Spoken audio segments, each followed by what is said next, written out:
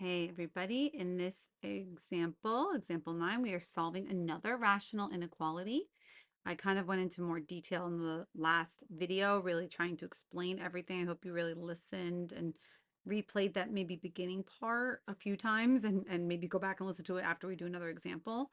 But this one I'm going to just kind of get right to the steps. So the first thing we want to do is we want to get this equal to 0. So I'm going to subtract that 5 from both sides.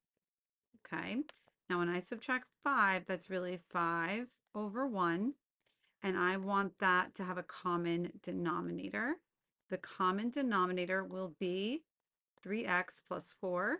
So I will multiply this on top and bottom by 3x plus 4. When I'm dealing with this minus sign right there, it's going to be a negative 5, and it's going to be important to distribute negative 5 into those parentheses when we do the upcoming step, okay? Now, since we brought that over, we have that it's less than 0, and that's great. That's what we want. We want to get 0 on that side because 0 is the magic number for all this. Now, here's my fraction bar, and my common denom, 3x plus 4, is underneath. On top, I have 2x minus 1 minus distribute. So we have 15x. Make sure you distribute. Don't just say you're going to distribute. Minus 20 less than 0. Combine like terms.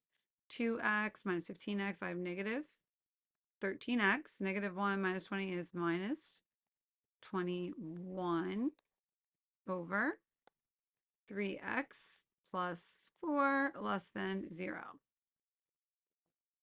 Squished, less than 0. Now we can set different parts of this equal or not equal to 0 to get different things.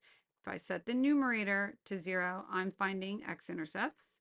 If I set the denominator equal to 0, I'm getting my restrictions. They're both already linear. There's nothing to factor. That keeps this pretty light. That means we could think of them both being to the first power. First power, odd, odd, opposite. Really, the first power on top, it makes more of a linear behavior at the x-intercept. And the one on the bottom, similarly, just has us go from one side of the x-axis to the other, ends up pointing opposite directions against that restriction. Okay, so how do we sketch this to get all of this going? I'm going to set this up. Let's see, I'm going to get positive, negative, negative. So I have more stuff on the left. Okay, so what are we going to have? Let's see. Got x-intercept. We got restrictions. And the other one we want to find that's helpful is our y-intercept. So x-intercept, negative 13x minus 21 equal to 0. Negative 13x equals positive 21. X equals 21 over negative 13, which is really negative 21 over 13. And that's like between 1 and 2, negative 1 and negative 2. Restriction, 3x plus 4 cannot equal 0. So 3x can't equal negative 4. So x cannot equal negative 4/3. And our y-intercept we can basically get filling in 0 for x, looking at this guy right here. And we get y equals negative 21 over 4. And that would be negative 5 1/4, right? So really we care that it's negative. Okay.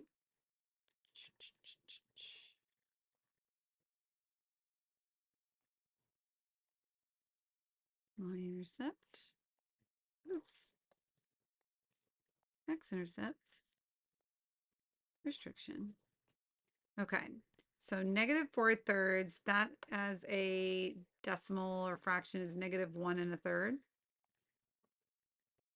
Negative 1 1/3. So it's 1.333. Here, that's going to be negative 1 and 13/8.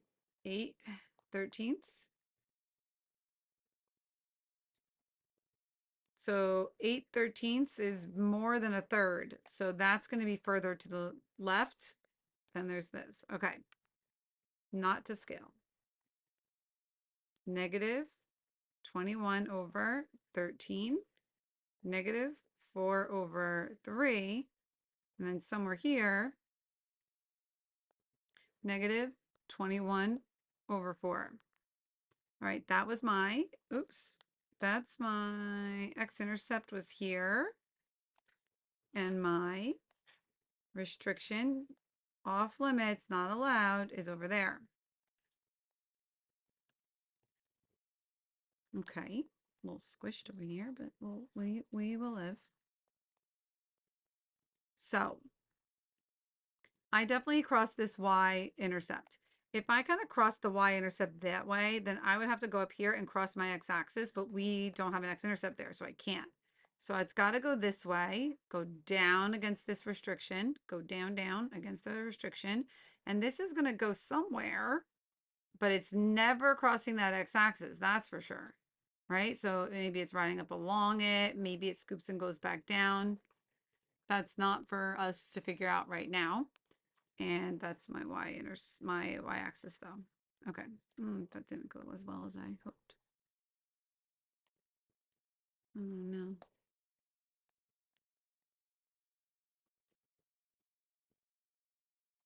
Something like this, sorry.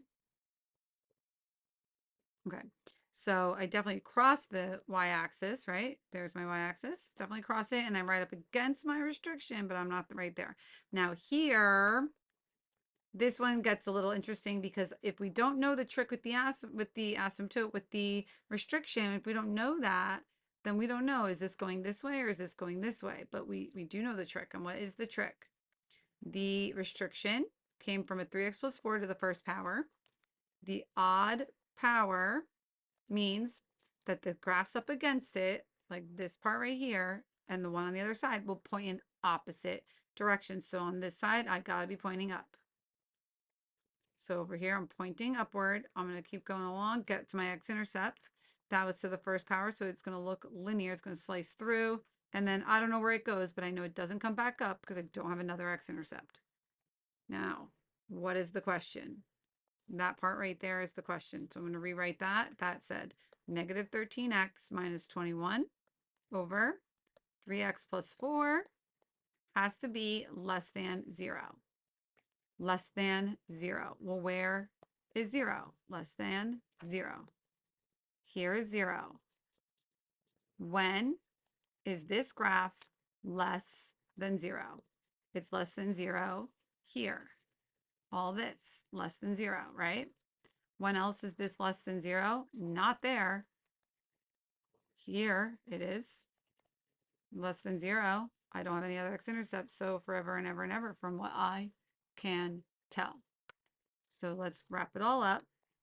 Final answer. When is this graph or model less than 0? From negative infinity until negative 21 over 13. Do I want to include that? No. Parenthesis. Union, and where do I start again? Right after the restriction, negative 4/3, comma, infinity.